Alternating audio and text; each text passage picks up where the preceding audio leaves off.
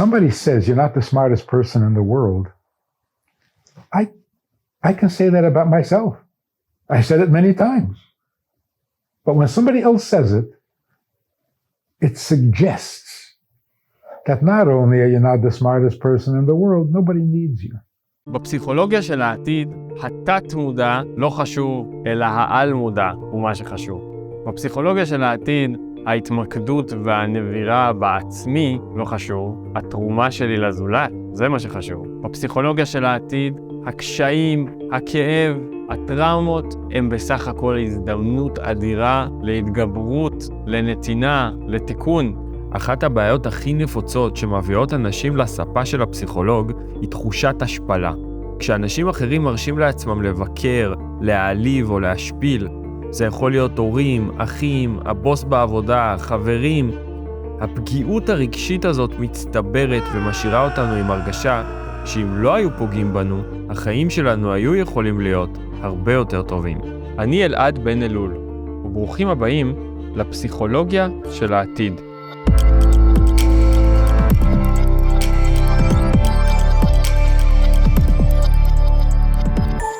שלום לרב מאניס פרידמן,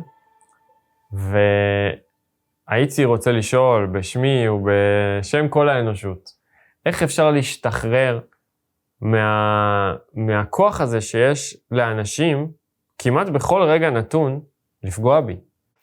Yeah, it's a very common, almost unavoidable experience. We say every morning in the tefillah, in the davening, we ask Hashem to protect us from those things that we are totally vulnerable. Somebody wants to spread a bad rumor about me. What can I do? I'm helpless. Somebody wants to take me to court and sue me for something. Doesn't matter what it is. I can't protect myself. I can't escape from it. So there's a whole list of things that we say in the morning, God protect me from these things because I can't. I'm vulnerable. On the other hand, what is more positive than a person's vulnerability? So you have the good side, you have the bad side. If it didn't hurt me when you hate me, then my love for you wouldn't mean anything. You don't hurt me, you don't make me happy. I'm invulnerable. So if you say something bad, I don't care. And if you say something nice, it doesn't make a difference to me. Then we're all machines. So having a self-awareness is a very good thing, otherwise you can't have a relationship. Like, for example, the man who loves all women means he loves no woman. It's not personal, it's not. On the other hand, if the other person's love can mean so much to you, then his hate has to hurt. Can't be one without the other. In fact, you can't have love without vulnerability. אבל לפעמים יכולים לפגוע בי אנשים שאני לא אוהב או לא אכפת לי מהם. Of course, there are degrees. If the person who loves you hurts you, whoa. But even people you don't love, you're vulnerable because you're a social creature. Social means there's a sense of self. Mm-hmm. So what do? You accept the negative because it's worth having that negative in order to have the positive. So, for example, a person hurts you verbally, you can have one of two reactions. Either you say, I was humiliated, and that's painful, or I was humbled. I am vulnerable, I am sensitive, and somebody just took advantage of that. It's humbling. Yes, I am vulnerable. That's not a shame. That's actually a very nice thing about me. That I can be hurt means I'm a real human being. So it's not embarrassing, it's humbling.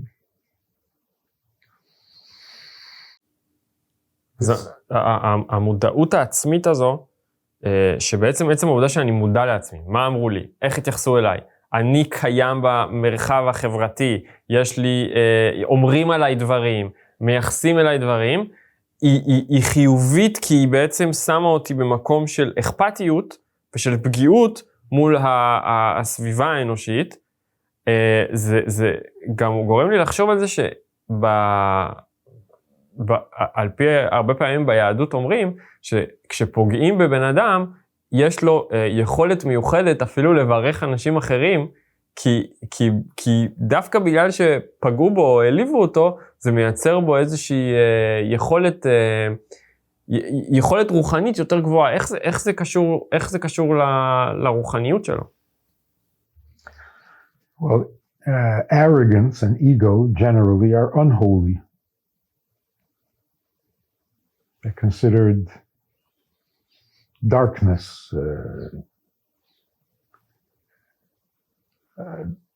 the dark side, sitra achra. So yeah, there's something unholy about it. But a person who can accept an insult and not get insulted is a very virtuous person. The past, we're always comparing the past to the future. The past advice has always been, be confident in yourself, be strong in yourself, so that what the other person says won't matter to you. That's not good. It's not an improvement if other people's opinion doesn't matter to you. Now you're becoming a stone, you're becoming antisocial. I don't know what the right word, but that's not progress. Progress means find the positive side of your vulnerability and focus on that. So instead of being humiliated and therefore angry and resentful, which leads you to maybe want to take revenge, and it just goes worse and worse and worse, and then you end up hurting the other person. So you're strengthening yourself, not becoming a stone. ובכל זאת, אם אני הולך במשך חודשים או שנים עם התחושה שכן, הדעה של הבן אדם הזה עליי היא שלילית, והוא עשה לי דברים שליליים, וזה מפריע לי לתפקד, כי אני חושב על זה בכל רגע נתון. אז איך אני לוקח את הפגיעות הזו, אני מבין שיש בה מעלה והכל, אבל בכל זאת איך אני מתקדם הלאה מזה, איך אני ממשיך לשלב הבא.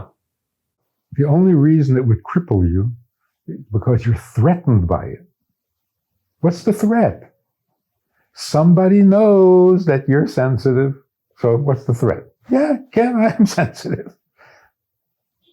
And your opinion matters to me. What's the threat? Why do I have to protect myself from what I am? So, not being realistic about who I am, for example, somebody says to me, you're lying. The problem is not with the other person. The problem is, what is your self-image? And why is it threatened? Somebody says, you're not perfect. Why is that a threat? Why is it even an insult? Because I don't want you to know what I am. You can't live like this. You can't live like this. So,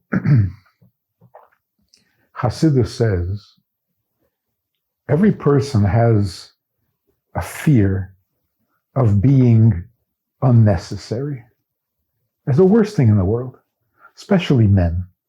We have a terrible fear. Am I something or not? Am I 60 or 0? Can I go from 0 to 60? Best thing in the world. Somebody says you're not the smartest person in the world. I can say that about myself. I said it many times. But when somebody else says it, it suggests that not only are you not the smartest person in the world, nobody needs you. Oh, nobody needs me? That I can't. The fear of not being needed is much greater than the fear of being stupid. When I say I'm stupid, I know that I'm valid. I need to be here for some reason. And I'm stupid. But you're not threatening my whole being, my whole identity. When somebody else says I'm stupid, they mean I shouldn't be here altogether. That's a threat. So why do I react so strongly to a criticism? Because it feels like a threat. Because the criticism sounds like I'm saying, the person is saying, who needs you? Who are you altogether? What is the antidote? Ask yourself the question, who are you? You're threatened when somebody tells you you're not. Okay, so what are you? People say, why can't you accept me as I am? Do you know who you are? No. So how should somebody else accept you who you are? It's a mystery. Who are you? What are you?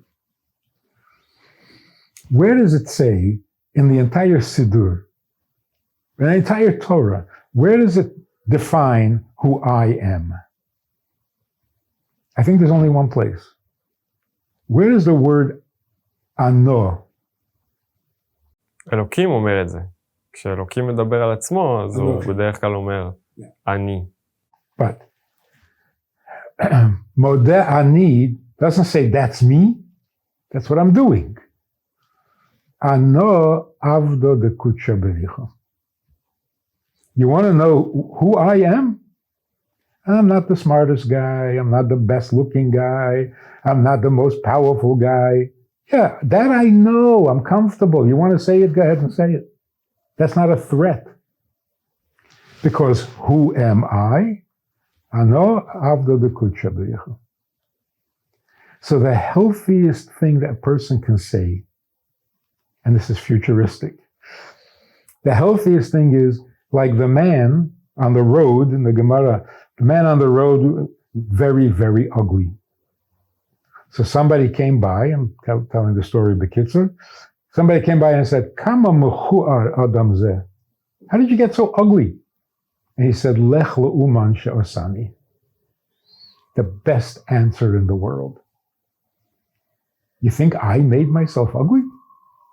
I would never. אז נשמע שכל פעם שהאדם פוגע בנו, מקנית אותנו,